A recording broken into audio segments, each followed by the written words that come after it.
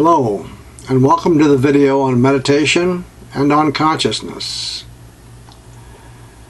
Meditation can be a very worthwhile to begin one's day.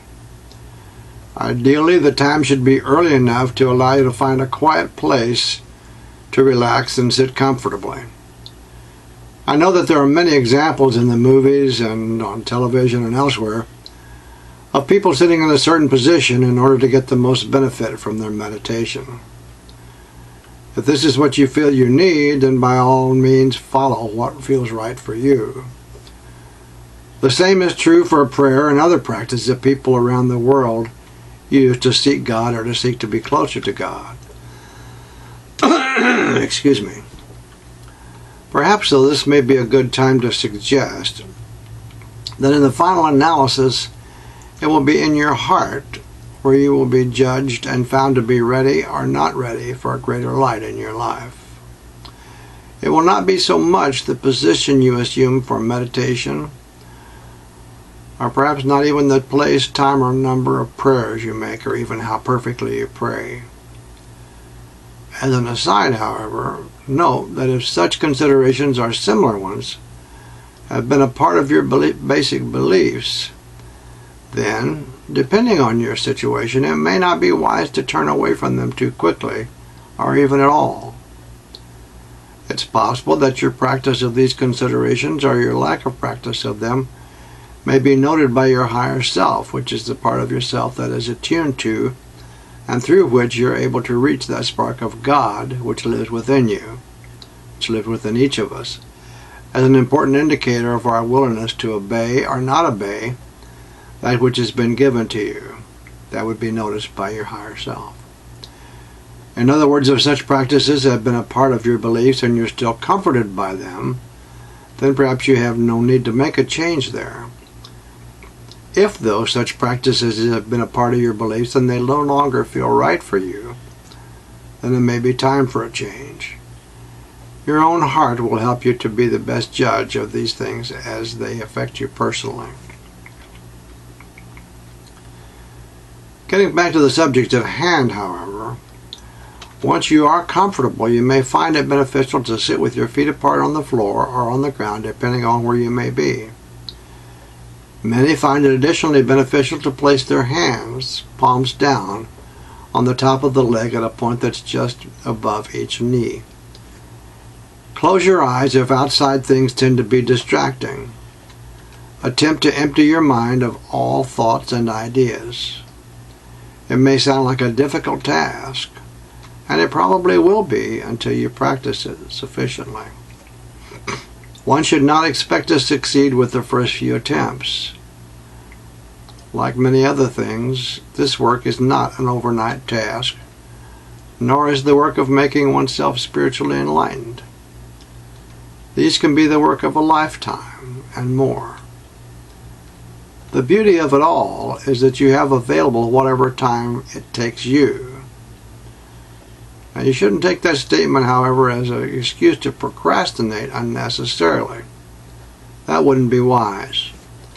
It's presumed that you're either a serious seeker or you want to be. Otherwise, it's unlikely that you'd be here watching this now. You may want to try any number of different methods of meditation, but it's not really recommended that you change from one method to another and then to still another. It'll be better to find a method with which you feel comfortable and then continue with that method. It might help if you just think of the mind as a blank slate, and every time that something appears, mentally erase it. Perhaps you may want to consider setting up a practice of doing this each morning before your normal schedule begins. If your meditation is done with the proper attitude in the heart, it should not be necessary to meditate more than 10 minutes or so each day. Although early morning seems to work best for most people, as stated previously, it may be done at whatever time of day seems best for you. Once you've made that decision, however, it is worthwhile to be consistent.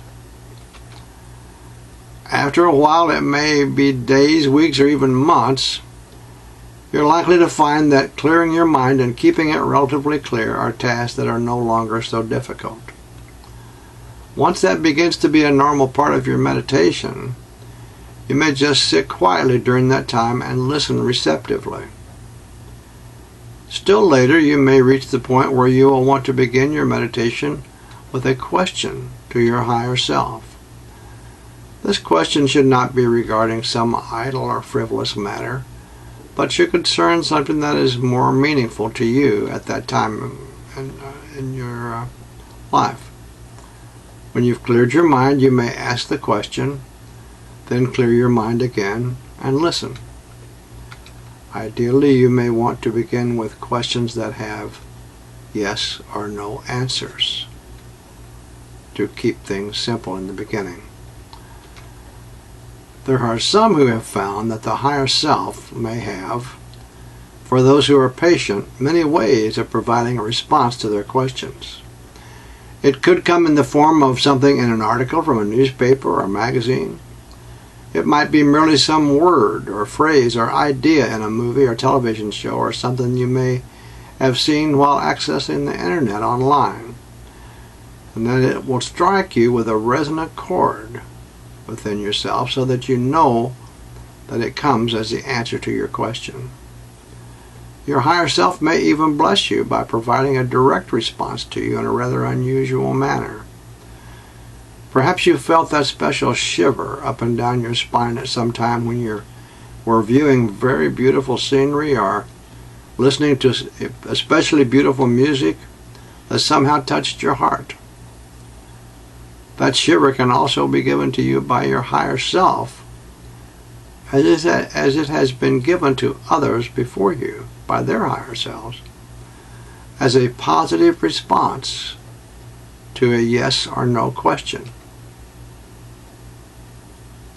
This great blessing in time can eventually evolve to become a response that is given to you in actual words, or even as a complete idea in the mind, as an answer to any type of question, yes or no, or other more complicated questions. Excuse me. When you've had the somewhat unsettling experience of receiving the answer to your question, even before you finish forming the first word of the question, in thought form or even aloud, you will begin to have some very small inkling of the level of almost unbelievable intelligence of those with whom you are dealing. Believe me when I tell you that these are blessings that can only be given to those who have shown themselves to be worthy. Even kings, prime ministers, and presidents, and the ultra-wealthy, with all their wealth and power, cannot buy such a blessing, because these blessings are not and have never been for sale. They're just not for sale at any price. Please remember that you should not allow yourself to get in a hurry regarding matters of spiritual development. As has been stated previously, they can take a lifetime or even longer. For now, however, you have a life to live each day, each and every day, and there are many more mundane aspects of that life with which you must also nevertheless deal. Hopefully, however, you'll be able to introduce into your everyday living additional uplifting means of seeking a better way of life. Perhaps among these, if at some time in the future it seems to be the right thing to do, you may want to consider including a daily prayer to ask that you be guided to begin incorporating into your life the seeking of less and less for self and more for service. When you've approached your period of meditation properly with the right heart and patiently, perhaps a time will come when your meditation and some of the other aspects of seeking a better way of life that you're trying to follow can help you to make it through each day a bit more easily. I suspect that not only will that be true, but there will also be many other benefits that you'll find to be both lifelong in their duration and uplifting in their nature. If you are, or if you seek to be, a person of good heart, I wish you well in these endeavors. Let's now consider the subject of consciousness. Consciousness and communication with your higher self, the higher self that we've talked about in some of these videos. There is consciousness at many levels of existence.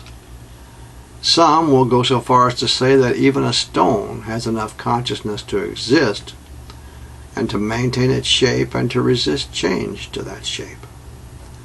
Certainly plants have consciousness. That's been demonstrated in experiments by electronically monitoring them in the presence of persons who have treated them well, and then again in the presence of persons who have caused harm to them or to other plants near them.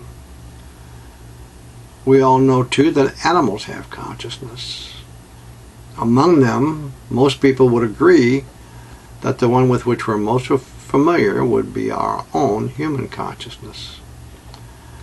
Furthermore, there are sufficient examples of unusual levels of human consciousness to give thinking persons reasons to believe that some humans perhaps have the ability to manifest levels of consciousness that seem to defy popular understanding of what actually constitutes human consciousness. At times, people experience what many would describe as levels of awareness or consciousness, wherein they're able to be conscious of, and for some, able to communicate with higher, unseen, positive forces. Excuse me. Even within these higher realms, however, there continue to be various levels of understanding or awareness or consciousness. The obvious question at this point would be to ask if such things can be learned or developed within oneself. It might be interesting to know that there are some people who have actually accomplished that. Many of them, at a certain point in their lives, began to move in that direction by manifesting an interest in reading books on esoteric subjects or seeing movies that may touch on such subjects. Other people have been introduced to that way of thinking by their family or friends. Those who are seriously interested in such things will find that their reading, their thinking, and even their way of living can cause them to be drawn gradually closer to a way of seeing things, a way of understanding things, that can open their minds and hearts in a very positive way. Excuse me. It can actually bring about a more humanitarian outlook on life, a more tolerant and compassionate way of considering others. Some people have even noticed that it slowly brought about a more planetary outlook on their part. It can create within a person the desire to approach life in such a way that they look less and less to serving self and more to serving others, serving humanity, serving God. Although it may involve many years of slow positive change, that kind of thinking and living are almost inevitable manifestations in the lives of those who have learned to open their minds, their hearts, and their complete consciousness to the positive influence of higher positive forces.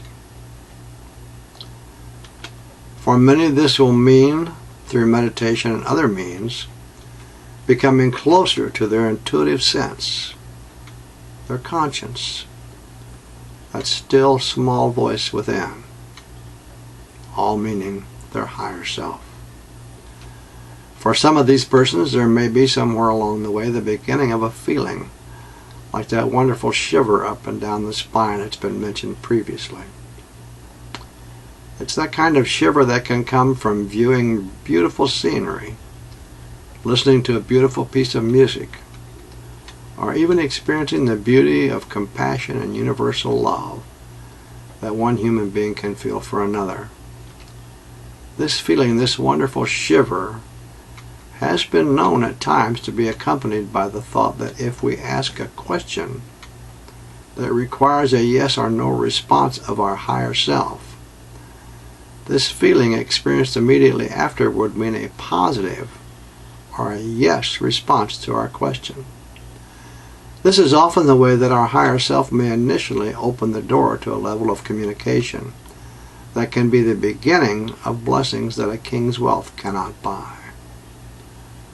The communication in that manner may eventually grow to mental verbal communication. As our level of understanding and our level of commitment to service continue to grow, our level of spirituality grows also. During that time, it may be worthwhile for you to begin to consult your guide, and in the beginning this will very likely be your higher self, about more and more of your personal decisions, not regarding things that others may want to know, or frivolous matters, but about decisions that you need to make on a day-to-day and perhaps even on an hour-to-hour basis.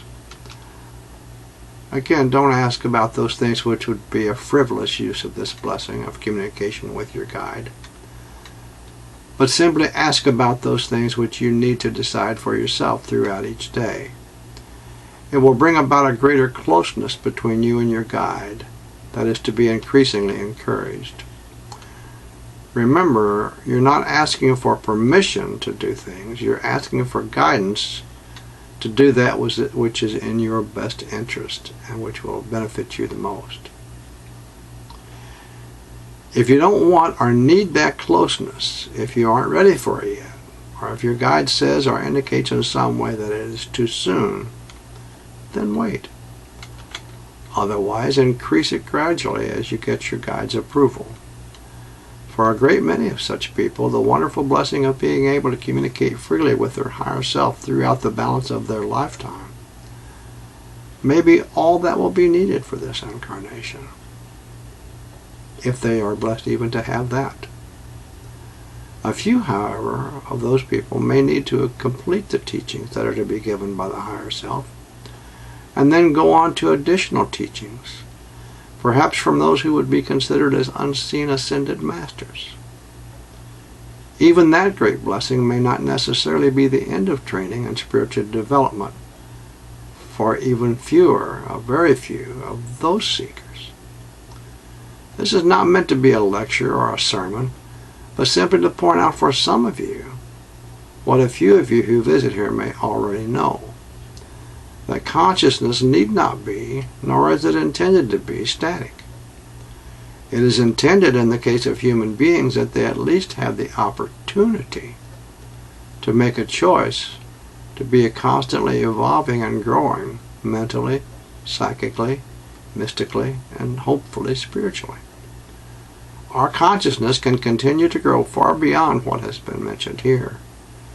But be aware that such change, such great growth does not generally happen in a few days, or a few weeks, or a few months, or sometimes even a few years. It may take many years, or even many lifetimes.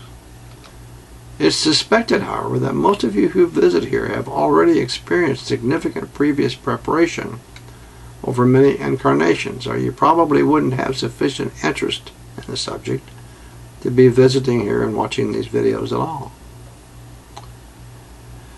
It should be stated at this point that should the time come that these blessings begin to manifest in your life, you may be so pleased that you're going to want to tell everybody you know. You're going to want to share the news about your blessing with family and friends and everyone. May I please offer a word to the wise. Be very cautious. They may not at all understand or be as enthusiastic as you think they will be.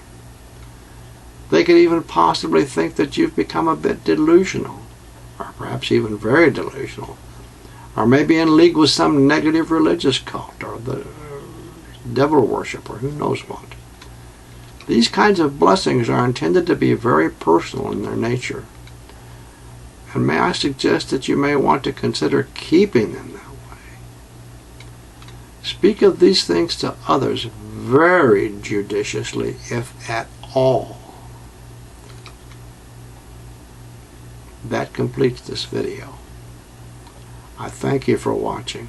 I hope you'll remember what I told you there at the end.